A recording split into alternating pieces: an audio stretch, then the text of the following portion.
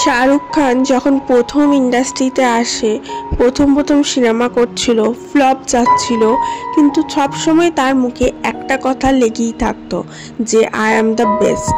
তাকে একবার জিজ্ঞেস করা হয়, গ্রেটেস্ট অ্যাক্টর অমিতাভ বচ্চন, তুমি কি করে নিজেকে বেস্ট বলছো? তো বলছে হতে পারে অমিতাভ বচ্চন গ্রেটেস্ট, বাট আমি তার থেকে একটু বেশি। ঠিক তেমনই যদি তুমি নিজেকে মনে করো তুমি হচ্ছ বেস্ট, তাহলে তুমি সমস্ত কিছুতে বেস্টই থাকবে।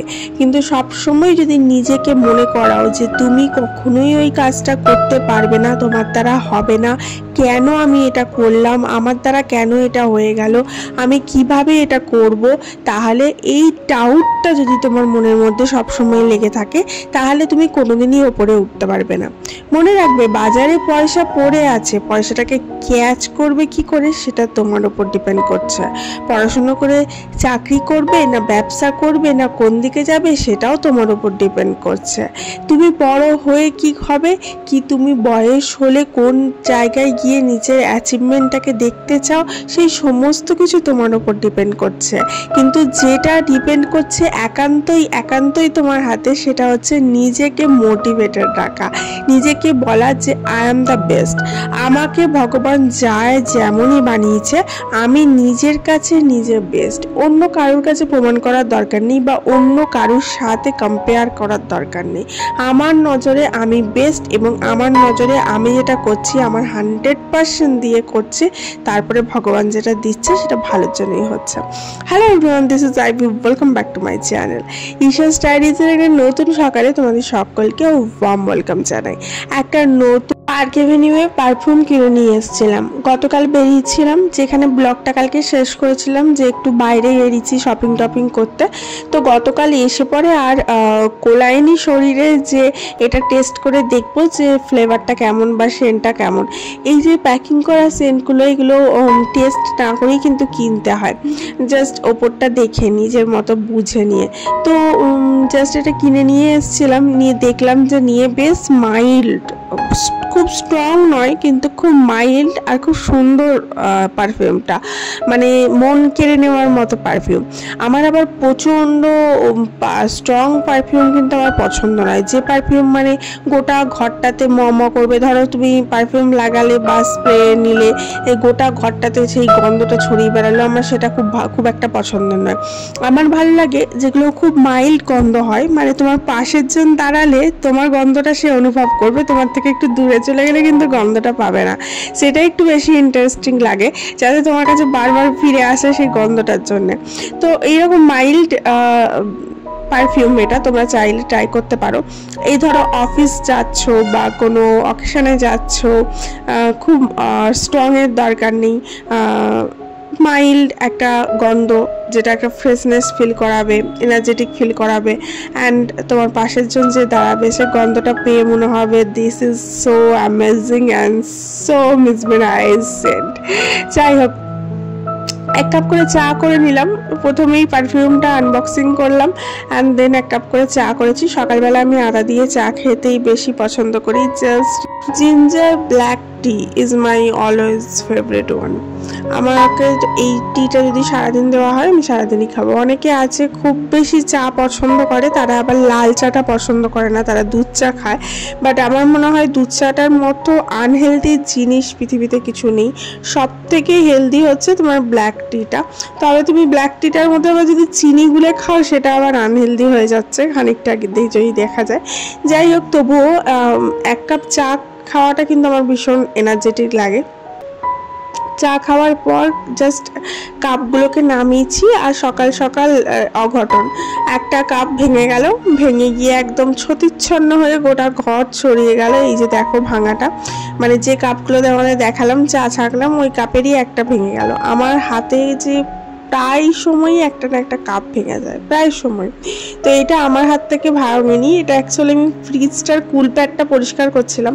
তো কুল প্যাডটা সব পরিষ্কার পরিচ্ছন্ন তো আর ভিডিওতে তুলে ধরা যায় না, তবুও চেষ্টা করি আর লিটল বিট যতটা পারা যায় তুলে ধরার। তো কুল প্যাডটা পরিষ্কার করে না জাস্ট রেখেছি, আর সামনে সাইডে কাপগুলো ধুয়ে রেখেছি। আর ওই কুল প্যাডটা স্লাইড করে পড়ে গেল, আর ওই কাপ জাস্ট ওটার সাথে টাচ হয়ে ওটা পড়ে গিয়ে ছন্ন ভেঙে গেল। আর ওই কাপগুলো যেহেতু খুবই সফিস্টিকেটেড কাপ ছিল, দেখতেই পাচ্ছ, মানে ওগুলো ইয়ে গ্লাসের কাপ ছিল, খুব সফিস্টিকেটেড। তো সেটা এমনভাবে ভেঙেছে যে কোথায় কোথায় কোথায় কোথায় যে কাঁচগুলো ঢুকে গেছে সে ইয়ে আর কি, মানে বলা বাহুল্য। যাই হোক, আমি ওখানেই দাঁড়িয়েছিলাম, আমার পাশেই পড়লো, আমার পায়েটায় লাগেনি, এটাই অনেক ভাগ্য ভালো। তো সেটাই তুলছিলাম। আর কাঁচের জিনিস ভাঙলে না খুব খুব বাজে লাগে, কারণ কাঁচের জিনিস খুব শখ করে কেনা জিনিস, সেগুলো যদি ভেঙে যায় খুব বাজে লাগে। কিন্তু আমি দেখেছি আমার হাতে কাপ প্রচুর ভাঙে, কারণ আমি সবসময় জোড়ায় কিনি, যে আমরা হাজব্যান্ড ওয়াইফ দুজন মিলে খাবো বলে জোড়ায় কিনি, দুটো করে কিনি যখনই কিনি। আর তার সমস্ত একটা করে জোড়া ভেঙে গিয়ে একটা করে বেঁচে আছে, এরকম অবস্থা। ইভেন একটা করে গ্লাস রাখি ডাইনিং টেবিলে, যে ওই গ্লাসটাতে মাঝে মাঝে আমার বর ইনো খায়, আমি কার্বানজাইম হজমের ওষুধ খাই, মাঝে মাঝে গ্লুকন-ডি গুলে খাই, মাঝে মাঝে আমার মেয়ে জল খায়। তো ওই গ্লাসও যে কতগুলো ভাঙলো কি বলবো তোমাদের। মানে এই ক্ষেত্রে আমার হাতে একদম লক্ষ্মীশ্রী নেই, আমার হাত থেকে খুব জিনিস ভাঙে। কিন্তু আমার মা বলো, শাশুড়ি মা বলো, ঠাকুমার কথা তো ছেড়েই দাও, ঠাকুমার হাতে তো কোনো দিন ভাঙতে দেখিনি। মা শাশুড়িমার হাতে তাও 1-2 বার দেখেছি, ঠাকুমার হাতে তো কোনোদিন ভাঙতে দেখিনি। তো ওদের হাতে একটা লক্ষ্মীশ্রী আছে। আমি বলছিলাম গতকালই আমার বরকে বলছিলাম যে ওদের হাতে একটা লক্ষ্মীশ্রী আছে, এত ভাঙে না। আমার হাতে প্রচুর ভাঙে, হাতে লক্ষ্মীশ্রী নেই। যাই হোক, জোকস আপার। এখন ওইগুলো পরিষ্কার করতে গিয়ে ভাবলাম যে পরিষ্কার যখন করছি, রান্নাঘরটা একবারে ক্লিন করে নিই, তাহলে কি হবে যে রান্নাঘরটাও ক্লিন হয়ে গেল একদম। ওপরটা পরিষ্কার করেছি সেদিন, নিচটাও পরিষ্কার হয়ে গেল। আর এটা হচ্ছে ফিনাইলের একটা ডিব্বা, বড় কিনে নিয়ে এসেছি, খুব সস্তায় পেলাম ফিনাইলটা, ওই জন্য এত বড়ই কিনে নিয়ে এলাম। চলবে এখন, এটা অনেক দিন চলবে, মোটামুটি 6 মাস তো চলবেই, কি বলো। তো যাই হোক, সস্তা পেলে একটু বেশি করেই কিনে নিই আমরা। আর এখন প্রত্যেকটা জিনিসেরই দাম হু হু করে বাড়ছে, তার জন্য আমার মনে হয় যে জায়গায় একটু সস্তা পাওয়া যায় বা একটু বেশি কিনলে যদি সস্তা পাওয়া যায়, তো সেটা কিনে স্টোর করে রাখাই বুদ্ধিমানের কাজ। যেমন তোমরা ফ্লিপকার্ট গ্রসারিটা ট্রাই করতে পারো। এগুলো কোনো প্রমোশনাল পোস্ট নয়, জাস্ট আমি যেগুলো করে উপকার পাই বা যেগুলো আমি করে থাকি রেগুলার দিন বেসিসে, সেটাই শেয়ার করি। তো ফ্লিপকার্ট গ্রসারি থেকেই আমি এই বড় ফিনাইলটা তুলেছিলাম। তো আমরা প্রতি মাসে কী করি, ফ্লিপকার্ট গ্রসারি থেকে মাল তুলি, যেগুলো দেখি সস্তা, আর যেগুলো সস্তা নয় সেগুলো ছেড়ে দিই, সেগুলো লোকাল মার্কেট থেকে তুলি। তবে ফ্লিপকার্ট গ্রসারির মজা হচ্ছে তোমাকে 1000-2000 এরকম একটু বেশি করে বিল করতে হবে, তাহলে তুমি 1 টাকায় একটা বড় সর্ষের তেল পাচ্ছ। তো ওটা আমি খুব মনে হয় অনেকটা সাশ্রয়, তার জন্য আমি ওটাকে প্রায়ই ওখান থেকে কিনি, প্রতি মাসেই কিনি এবং ওটা পাই, ভাল লাগে। আর এটা হচ্ছে একটা রঙের কৌটো, যখন রং হয়েছিল না, কিছু কিছু করে রং বেঁচে গেছিলো। আর রং জিনিসটা কালার আর কি, ওয়াল কালার, এগুলো খুব দামি কালার করেছিলাম। তো ওই দামি কালারগুলো না নষ্ট হয় না, তুমি যতদিনই রেখে দাও দেখবি থেকেই যায় একই রকম। তো ওইটা কি করবে, তোমার র কালার তো তুলে রেখেছিলাম তখন, তো রেখে দিয়েছি, কখনো যদি প্রয়োজন পড়ে, কারণ এগুলো ফেলে দেওয়ার জিনিস তো নয়। কিছু কিছু কালার নিয়ে নেয় যারা পেন্ট করে, পেন্টটা ওই মিস্ত্রিটাই নিয়ে নেয় কিছু কিছু কালার, আর কিছু কিছু কালার থেকে যায়, সেগুলো আর নিয়ে নিয়েছি। আর একটা জিনিস তোমাদের বলি, এই দেখো কাঁচের জিনিসটা আমি এরকম নিউজপেপারের মধ্যে, নিউজপেপারেরটা ডবল ট্রিপল কোটিং আছে আর কি। তো এটার মধ্যে ভালোভাবে কোটিং করে এটাকে ভালোভাবে ইয়ে করে গার্ডার লাগিয়ে আমি ফেলি। এটাও আমার সোশ্যাল মিডিয়া থেকেই শেখা, যে রাস্তায় অনেক কুকুর থাকে যারা ওই ডাস্টবিনের মধ্যে মুখ দেয় এবং তাদের মুখটা কেটে যাওয়ার সম্ভাবনা থাকে, তার জন্যে ওই জীবদের, মানে অবলা জীবদের বাঁচাবার জন্যেই যখন কোনো ফেটে যাওয়া জিনিস বা যে জিনিস থেকে ওদের মুখে হার্ম হতে পারে এরকম জিনিস ফেলছো ডাস্টবিনে, তখন সেটাকে ভালোভাবে র্যাপ করে ফেলো, যাতে করে ওদের ক্ষতিটা না হয়। দেখো, আমরা তো বলতে পারি যে আমার কষ্ট হচ্ছে, আমার লাগছে, আমি ওষুধ উঠে নিজে একটু বোরোনিল লাগিয়ে নিলাম, একটু ওষুধ লাগিয়ে নিলাম, নিজের কেয়ারটা নিজে করতে পারি। প্রথমত ওরা বলতে পারে না, দ্বিতীয়ত ওদের কেয়ার করার মতো কেউ নেই, খুব কমজন আছে যে স্ট্রিট ডগদের কেয়ার করে, তার জন্যে। আর সেরকম হসপিটালগুলো, ভেটেরিনারি হসপিটালগুলোতেও সেরকম যে ডাক্তার থাকে বা সবসময় থাকে সেটাও নয়, তার জন্যে চেষ্টা করবে এইটুকু করবার। নিজের ঘরের মধ্যে এইটুকু করলে কিছু হবে না। অনেকে আছে তুলে ডাস্টবিনে ফেলে দিল, কিন্তু এটাকে না করে একটু ভালোভাবে র্যাপ করে যদি ফেলো তাহলে কিন্তু উপকার হয়। আর তোমার কোনো কষ্ট না করে যদি অন্য কারোর কোনো একটা অবলা জীবের উপকার হয়, সেটা তুমি কেন করবে না বলো? আমি তার জন্যই করি। এরপরে কিছু জামা কাপড় ছিল, সে কটা ভাঁজ করে নিচ্ছি। তোমরা কি করছো? শুধুই ভিডিও দেখছো। তো মানে এই জন্য আমি রেগে যাই, জানো তো। এত ভিডিও দেখছো, তোমাকে প্রত্যেকটা ভিডিও তো বলতে হবে যে লাইকটা করো, শিগগিরই লাইক করো, এক্ষুনি লাইক করো, নিচে লাইকের বাটনটাতে ক্লিক করে লাইক করো। আর এই ভিডিওটা একটু শেয়ার করে দাও বন্ধুদের গ্রুপে। আর সাবস্ক্রাইব করা এখনো না থাকলে ঝটাপট সাবস্ক্রাইব করে নাও, বুঝেছো?